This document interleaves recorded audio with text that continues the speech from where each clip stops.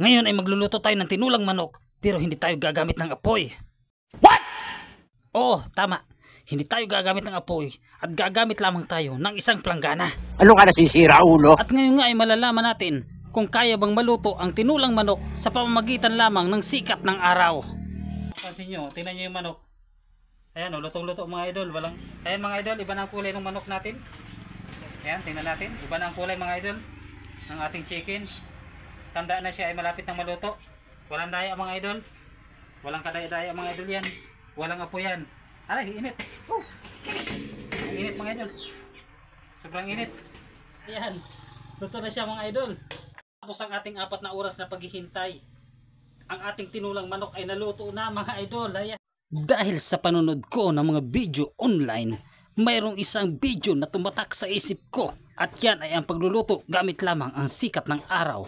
At gusto ko rin ipakita sa inyo na ito ay legit na legit at walang kadaya-daya. Hayan, at maya-maya ipapakita ko sa inyo na walang apoy sa ilalim ng planggana. Magluluto tayo ng tinula gamit lamang ang isang planggana. At huwag na nating patagalin to. At i-ready nyo na ang inyong mga mata. In 3, 2, 1. Magluluto tayo ngayon ng tinulang manok sa sikat ng araw. At ito ang ating gagamitin. Itong planggana na to, nakikita nyo. Walang apoy sa ilalim ha. Ayan, tanggalin natin. Walang apoy sa ilalim. Kitang-kita nyo naman. Walang apoy sa ilalim. Susubukan nating paglutuan ng tinulang manok. Itong planggana na ito. Kita nyo, malinis yan. Walang apoy yan. Walang apoy sa ilalim. Kitang-kita nyo. Ngayon, dito natin ito ilagay. Ayan, init. Nasisilaw ako mga idol. Dahil ilagay na natin itong ating kasirula. Ayan. Ilagay na natin yung ating kasirula dito dahil mainit na mga idol. Kanina ko pa binilad to. Ayan, nakita nyo naman, oh. Maghintay lang tayo ng ilang minuto bago natin lagyan ng mantika para isangkutyan na natin yung manok.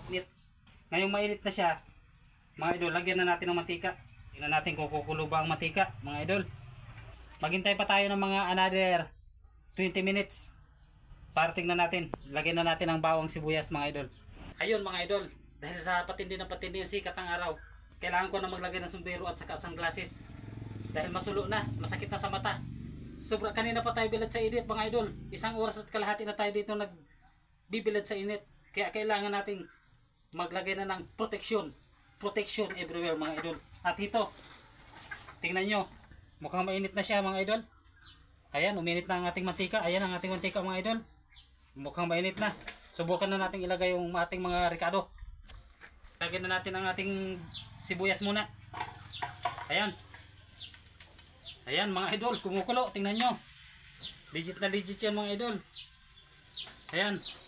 Kumukulo. Ilagay na rin natin yung ibang luya. Ayan. Antayin natin maya-maya. Maya-maya. Magantay ulit tayo ng another 20 minutes. Sultan niya maya-maya. Kitang-kita nyo naman kumukulo na. At 30 minutes nga pala tayo nagantay mga idol. Dahil hindi kaya ng 20 minutes, nagantay pa tayo ng another 10 minutes. Ayan na. Kumukulo na siya mga idol. Ilalagay na natin ang manok. Dito mga idol, haluin ko lang. Ayan, kumukulo na siya mga idol. Ilagay na natin ngayon ang manok. Yan, sasangkatsuhin na natin. Sangkot siya. Ayan. Ayan mga idol, nakalagay ng manok. At pagkatapos ito mga idol, tutubigan natin maya-maya. Antay ulit tayo ng another 30 minutes pa mga idol. Parang matagal-tagal lang gugugulin natin ito mga idol.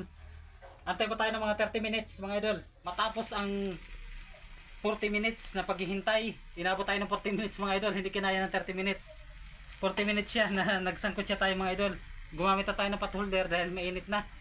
Masakit na sa kamay kapag hinawakan itong kasirula mga idol. Ayan, gumamit na tayo ng pot holder mga idol dahil mainit na siya. Ayan mga idol, iba na ang kulay ng manok natin. Ayan, tingnan natin. Iba na ang kulay mga idol ng ating chicken. Tanda na siya ay malapit ng maluto. Walang daya mga idol. Walang kadaya-daya mga idol yan. Walang apoy yan. Aray, init. Init. Ayan mga idol. At isusunod naman natin ay lalagyan na natin ng sabaw ng tubig. Ayan mga idol. Kung makikita ninyo, oh, medyo luto na yung manok. Ayan, makikita natin. Nag-abang na naman tayo ng another 40 minutes mga idol. Ang tagal natin naghintay. Ay, nako. Ayan mga idol, oh, medyo luto na yung manok. Ayan, oh. Kaya ilagay na natin ng sayote mga idol. Ilagay na natin ang sayote.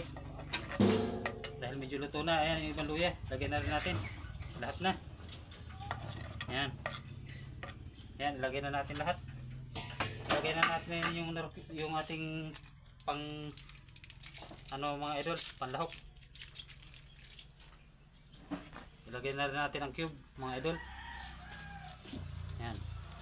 Para masarap ang ating tinula, at lagyan na rin natin ng asin.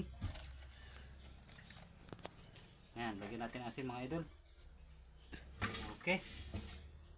At lagyan na rin natin ng bitchin. Init. Ang init mga idol. Ayan, okay na. May asin at bitchin. Antay ulit tayo mga idol ng mga 30 minutes pa. Para maluto na yung sayote mga idol. Mga 30 minutes pa sa init. Kahit hanggang 1 oras mga idol. Antayin natin yan. Pagtyagaan natin antayin. Diyan lang kayo. Standby lang kayo mga idol. Akong bahala sa inyo. Tapos ang ating 4 na oras na paghihintay. Ang ating tinulang manok ay naluto na mga idol. Ayan. Luto na siya mga idol. Matapos ang 4 na oras na pagtitiyaga sa initan. Sa sikat ng araw. At matapos ang 4 na oras ng ating paghihintay at pagtitiyaga at pagbibilad sa init ng araw, ay nagawa natin ang ating misyon at nakapagluto tayo ng tinula gamit lamang ang sikat ng araw.